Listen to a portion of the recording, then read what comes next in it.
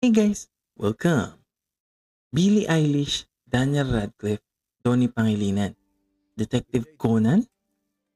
Sa unang tingin parang walang connect, no? Pero yung tatlo dyan, nag-share sila ng hidden talent nila. And yung isa naman dyan, tinatago niya. So ang tanong, kapag ba talentado ka, dapat ba ipakita mo o itago mo na lang? Every week, meron tayong dalawang tanong. Ang tawag ko dito, the duality of my human experience. Like and comment down below kung gusto niyo yung video na to. Pinihintay natin. Let's go! So, kita nyo naman sa thumbnail natin ngayong week. Sina Billie Eilish, sina Daniel Radcliffe, at si Donnie Pangilinan sa isang side na nagpapakita ng hidden talent nila gamit ang dila at bibig. Si Billie Eilish, kaya niya magsubo ng gitara, di ba?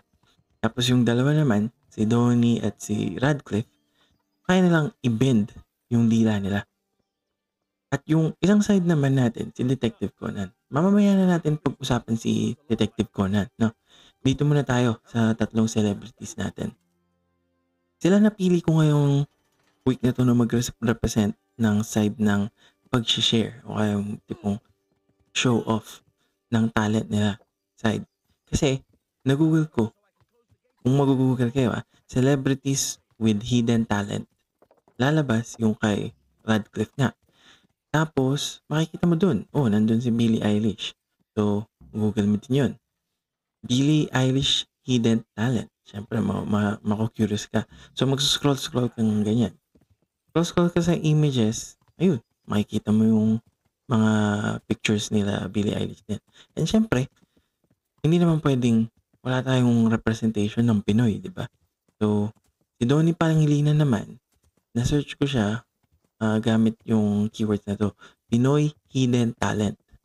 So sa pag-search ko sa video na to about hidden talents, lalabas at lalabas yung mga celebrities na yan. Sa side sila ng talent sharing, di ba? Kasi nga, pinakita nila yung talents nila sa madlang people. Kahit na, okay, hindi naman yan talaga yung pinagkakakitaan nila. Hindi naman sila dyan talaga kilala. Hindi nga sila sisikat dahil lang dyan sa talent na yun eh. Pero kumbaga, hindi naman nila pagkakitaan, pinakita pa rin nila sa madlang people. So, sila yung nag-represent ng sharing side.